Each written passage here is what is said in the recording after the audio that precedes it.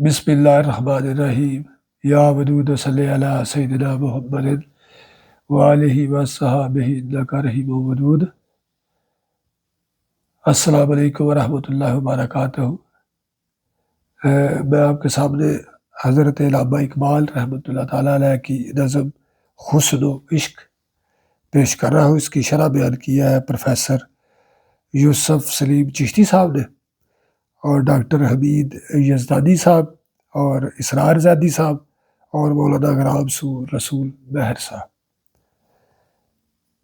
جس طرف ڈوبتی ہے کشتی سیمین قمر، نور خورشید کے طوفان میں ہنگامہ سحر، جیسے ہو جاتا ہے گم نور کا لے کر آنچل، چاندنی رات میں مہتاب کا ہم رنگ کنول، جلوہ طور میں جیسے ید بیضا کلیم، جلوہ طور میں جیسے ید بیضائے کلیم، موجۂ نگہت گلزار میں غنچے کی شمیم، ہے تیرے سیل محبت میں یوں ہی دل میرا، تو جو محفل ہے تو ہنگامہ محفل میں ہوں، تو جو محفل ہے تو ہنگامہ محفل ہوں میں، حسن کی برق ہے تو عشق کا حاصل ہوں میں، تو جو محفل ہے تو ہنگامہ محفل ہوں میں، حسن کی برق ہے تو عشق کا حاصل ہوں میں، تو سحر ہے تو میرے اشک ہے شبنم تیری، شام غربت ہوں اگر میں تو شفق تو میری، تو سحر ہے تو میرے اشک ہے شبنم تیری، شام غربت ہوں اگر میں تو شفق تو میری، تو سحر ہے تو میرے اشک ہے شبنم تیری، شام غربت ہوں اگر میں تو شفق تو میری، میرے دل میں تیری زلفوں کی پریشانی ہے، تیری تصویر سے پیدا میری حیرانی ہے، میرے دل میں تیری زلفوں کی پریشانی ہے، تیری تصویر سے پیدا میری حیرانی ہے، حسن کامل ہے تیرا عشق ہے کامل میرا، حسن کامل ہے تیرا عشق ہے کامل میرا۔ تیسرا بند ہے میرے باغ سہن کے لیے تو بادائے بہار، میرے بے تاب تحیل کو دیا تو نے قرار، ہے میرے باغ سہن کے لیے تو بادائے بہار، میرے بے تاب تحیل کو دیا تو نے قرار، جب سے آباد تیرا عشق ہوا سینے میں، جب سے آباد تیرا عشق ہوا میرے سینے میں، بے جوہر ہوئے پیدا میرے آئینے میں، حسن سے عشق کی فطرت کو ہے تحریک کمال، حسن سے عشق کی فطرت کو ہے تحریک کمال، تجھ سے سرسبز ہوئے میرے امیدوں کے نہال، قافلہ ہو گیا آسودہ منزل میرا، قافلہ ہو گیا آسودہ منزل میرا۔ واضح ہو کہ نظم حسن و عشق خالص رومانوی شاعری کی مثال ہے، اور اقبال صاحب نے اس میں محبت کی جو خوبیاں بیان فرمائی ہے وہ شیلے اور کیٹس کے خیالات سے بہت ملتی جلتی ہے، اور سب جانتے ہیں کہ شیلے کے نزدیک محبت ہی بنیادی کائنات ہے، جزائے کائنات کا ربط باہمی اسی جذبہ محبت پر موقوف ہے، بالفاظ دیگر جزائے کائنات کی وابستگی کا دوسرا نام محبت ہے، جس کے بغیر اس کائنات کا وجود ناممکن ہے۔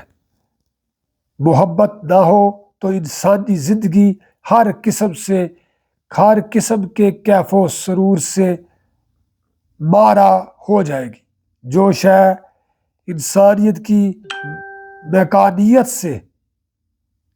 انسانیت کو میکانیت سے جدا کرتی ہے وہ یہی محبت تو ہے، اگر محبت نہ ہو تو پھر انسان اور مشین میں کیا فرق ہے۔ یہ ہے جی پروفیسر یوسف سلیم چشتی صاحب۔ یہ نظم بظاہر رومانوی جذبے کی حامل معلوم ہوتی ہے، لیکن علامہ صاحب نے اس میں در حقیقت تصوف کے اس نظریے کی تبلیغ کی ہے کہ محبت میں تخلیق عالم کی بنیادی علت اور اصل کائنات ہے۔ بعض ادیبوں کے بقول علامہ صاحب نے اس نظم میں محبت کی جو خصوصیات مضمرات بیان کی ہیں وہ شیلے اور کیٹس کے خیالات سے ملتے جلتے ہیں۔ یہ ہے جی خیال پیش کیا ہے، انہوں نے تبصرہ کیا ہے ڈاکٹر خواجہ حمید یزدانی صاحب نے۔ یہ نظم عملاً 3 بند پر مشتمل ہے، اور اس کے مفہوم تک رسائی کے لیے اس حقیقت کا ادراک لازم ہے کہ اقبال صاحب اپنے جذبہ عشق کے حوالے سے ان اشعار میں اپنے محبوب سے مکالمہ کرتے ہوئے حسن اور عشق کی نفسیات کو واضح کرتے ہیں۔ حسب معمول اس نظم کو بھی انہوں نے خوبصورت امیجز کے ذریعے سنوارا ہے اور ایسے استعارے بھی واضح کیے ہیں جو اس عہد کی شاعری میں نئی جہت سے ہم آہنگ ہوتے ہیں۔ یہ ہے جی اسرار زیدی صاحب۔ اس نظم کی حیت قابل توجہ ہے۔ مثنوی کے اشعار سے مسبخ جیسے بند بنائے ہیں، ہر بند کا ٹیپ کا مصرع بہم مفکہ ہے، اور اس نظم کا بنیادی تصور یہ ہے کہ حسن و عشق دونوں لازم و ملزوم ہے۔ عشق سے حسن کو رونق اور فروغ حاصل ہے، اور حسن عشق کی گرمی بازار کا موجب ہے۔ یہ ہے جی حمید اللہ شاہ ہاشمی صاحب۔ جس طرح ڈوبتی ہے کشتی سامعین قمر، نور خورشید کے طوفان میں ہنگامہ سحر۔ اے میرے محبوب، جس طرح چاند کی روشنی کشتی یعنی سامعین قمر صبح کے وقت ہنگامہ سحر سورج کی تیز روشنی نور خورشید سورج کی تیز روشنی کے طوفان میں ڈوب جاتی ہے، جیسے ہو جاتا ہے گم نور کا لے کر آنچل چاندنی رات میں مہتاب کا ہم رنگ کنول۔ جیسے ہو جاتا ہے گم نور کا لے کر آنچل چاندنی رات میں مہتاب کا ہم رنگ کنول، یا جیسے چاند جیسا سفید رنگ رکھنے والا کنول کا پھول چاندنی رات کی تیز روشنی میں نور کا آنچل لے کر نظروں سے اوجھل ہو جاتا ہے، یعنی چاند کا ہم رنگ ہونے کے باعث چاندی میں صاف نظر نہیں آتا۔ جلوہ طور میں جیسے ید بیضائے کلیم موجائے نگہت گلزار میں غنچے کی شبیب۔ جلوہ طور میں جیسے ید بیضائے کلیم موجائے نگہت گلزار میں غنچے کی شبیب۔ یا جس طرح کوہ طور پر نور خداوندی کی روشنی سے حضرت موسیٰ علیہ السلام کا سفیدی مائل ہاتھ یعنی ید بیضا یعنی سفید ہاتھ قرآن پاک میں ہے کہ حضرت موسیٰ علیہ السلام آستین سے ہاتھ نکالتے تھے تو وہ اللہ تعالیٰ کے حکم سے روشن ہو جاتا تھا، وہ ایک طرح سے ناپید ہو جاتا تھا، یعنی نور خداوندی کی موجودگی میں نظر نہیں آتا تھا۔ جلوہ طور سے اللہ تعالیٰ کی صفات مراد ہے۔ یا جیسے طلوع سحر کے وقت گلستان کے پھولوں کی اجتماعی خوشبو کی لہر ایک چھوٹے سے پھول کی انفرادی خوشبو کو اپنے دامن میں لپیٹ لیتی ہے، پورے باغ کے مقابلے میں ایک کلی کی مہک معمولی یا بہت چھوٹی چیز ہے تیرے سیل محبت میں یوں ہی دل میرا، اس طرح میرا دل بھی تیری محبت کے سیلاب میں محبت میں خود کو گم کر رہا ہے۔ پہلے بند کا یہ مطلب ہے کہ جس طرح سورج کی روشنی کے سامنے چاند کی اور چاند کی روشنی کے سامنے کنول کی اور جلوہ طور کے سامنے ید بیضا کی اور باغ کی خوشبو کے سامنے کلی کی کوئی حقیقت نہیں ہے، اسی طرح تیرے سیل محبت کے سامنے میرے دل کی کوئی حقیقت نہیں ہے۔ یعنی تو اس قدر حسین و جمیل ہے کہ تیری ایک نگاہ مجھے دیوانہ بنا دینے کے لیے کافی ہے۔ تو جو محفل ہے تو ہنگامہ محفل ہوں میں، تو جو محفل ہے تو ہنگامہ محفل ہوں میں، حسن کی برق ہے تو عشق کا حاصل ہوں میں۔ اے میرے محبوب، اگر تو ایک محفل ہے، تیری ذات مرکز اشاک ہے، تو اس محفل کی رونق، ہنگامہ محفل جو ہے وہ میرے نام سے ہے۔ اگر عاشق نہ ہو تو محبوب کی محفل سودی ہو جائے گی۔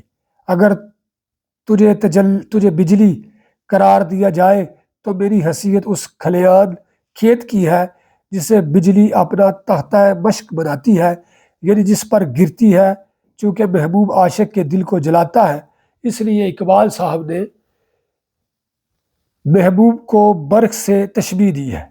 تو سحر ہے تو میرے اشک ہے شبنم تیری، شام غربت ہوں اگر میں تو شفق تو میری۔ اگر تو مجھے صبح کا وقت یعنی وقت سحر سمجھ لیا جائے، اگر مجھے صبح کا وقت یا وقت سحر سمجھ لیا جائے تو میرے آنسو تیری شبنم کی حیثیت رکھتے ہیں۔ اگر میں مسافرت اور بے سر و سامانی کے عالم یعنی عالم غربت میں آنے والی شام ہوں تو میری شفق اور میری رنگینی کا سامان تجھ سے ہے۔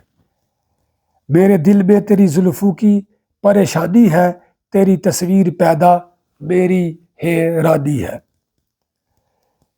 تیری منتشر پریشان بکھری ہوئی زلفوں کی طرح میرا دل مضطرب و پریشان ہے، اور جب بھی میں تیری تصویر دیکھتا ہوں تو حیرانی میں ڈوب جاتا ہوں۔ محبوب کے انتہائی حسن کے حوالے سے بات کی گئی ہے۔ حسن کامل ہے تیرا، عشق ہے کامل میرا۔ تیرا حسن درجہ کمال تک پہنچا ہوا ہے، میرا عشق درجہ کمال تک پہنچا ہوا ہے۔ دیکھیں، تیرا حسن درجہ کمال تک پہنچا ہوا ہے اور میرا عشق جو ہے وہ درجہ کمال تک پہنچا ہوا ہے۔ اس بند میں حسن و عشق کا لازم و ملزوم ہونا ثابت کیا ہے، یعنی یہ ایک دوسرے سے الگ نہیں ہوتے۔ حسن اگر انجمن ہے تو عشق اس انجمن کی رونق ہے، اور رونق کے بغیر انجمن کا ہونا نہ ہونا برابر ہوتا ہے۔ حسن اگر بجلی ہے تو عشق وہ حاصل مہیا کرتا ہے جسے بجلی جلاتی ہے۔ حسن اگر صبح ہے تو اس کے ساتھ شبنم بھی ہونی چاہیے۔ عشق کے آنسو شبنم کی کمی کو پورا کر دیتے ہیں۔ شام کے لیے شفق کا ہونا ضروری ہے۔ اگر عشق پردیس کی شام بن جائے تو حسن الشام کی پیشانی پر شفق بن جاتا ہے۔ عشق کا دل پریشان ہوتا ہے، زلفیں اسی وقت تک حسین معلوم ہوتی ہے جب تک پریشان رہتی ہے۔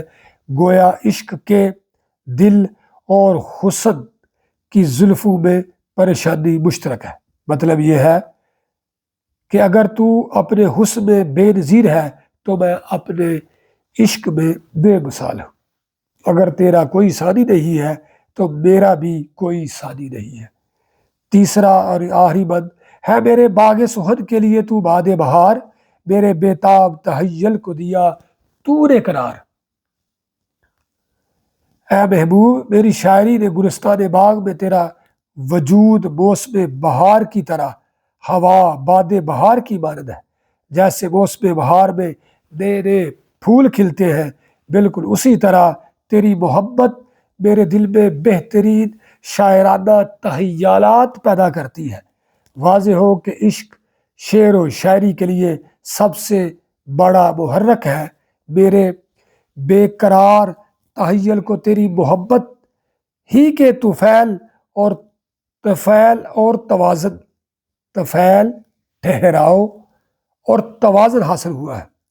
میرے خیالات کسی کے ذکر میں ادا کیے جانے کے مضطرب ہیں، بے چین تھے، جب تو مل گیا ہے تو میرا اضطراب جاتا رہا۔ گویا کہ تیری ذات میرے دل کی تسکین کا موجب ہے۔ جب سے آباد تیرے عشق، جب سے آباد تیرا عشق ہوا سینے میں، جب سے آباد تیرا عشق ہوا سینے میں، بے جوہر ہوئے پیدا میرے آئینے میں۔ جب سے تیرے عشق میرے سینے میں آباد ہوا ہے اور میرے دل میں تیری آرزو پیدا ہوئی ہے، تب سے میرے آئینے میں نئے نئے جوہر پیدا ہو رہے ہیں۔ استعارے سے مراد یہ ہے کہ تیرے عشق کی بدولت میرے خیالات میں بڑی عظمت اور بلندی پیدا ہو گئی ہے، اور اس دم سے میرے فن میں بھی نئی تخلیقی صلاحیتیں رونما ہونے لگی ہے۔ حسن سے عشق کی فطرت کو ہے تحریک کمال، تجھ سے سر سبز ہوئے میری امیدوں کے نہال۔ مجھے اس حقیقت سے آگاہی حاصل ہوئی ہے کہ ذات محبوب ہی عشق کو درجہ کمال تک پہنچاتی ہے، اور حسن کے بغیر عشق کی تکمیل کا کوئی امکان نہیں ہوتا۔ چنانچہ محبوب میری امیدوں اور آرزو کے پودے نہال تیری وجہ سے سر سبز و شاداب ہوئے ہیں۔ حسن نہ ہو تو عشق کا وجود کیوں کر ہو سکتا ہے؟ جب حسن ہو تو عشق بھی وجود میں آ جاتا ہے اور بڑے بڑے کارنامے انجام دینے لگتا ہے۔ یہ گویا امیدوں کے درخت کا سر سبز ہونا ہے۔ چنانچہ تجھے پاتے ہی میرا قافلہ منزل تک رسائی میں کامیاب ہو گیا۔ اس بند میں اقبال صاحب نے یہ بتایا ہے کہ معشوق کی ذات عاشق کے لیے مخفی جوہروں صلاحیتوں کو ابھارتی ہے اور اس کو مرتبہ کمال تک پہنچاتی ہے۔ اس میں اگر کوئی پڑھنے میں اور ادائیگی میں کوئی بھول چوک کو کمی پیشی ہو گئی ہو تو اس کے لیے میں معذرت چاہتا ہوں۔ اللہ تعالی ہمیں آسانیاں عطا فرمائے اور آسانیاں تقسیم کرنے کا شرف عطا فرمائے۔ نور والے۔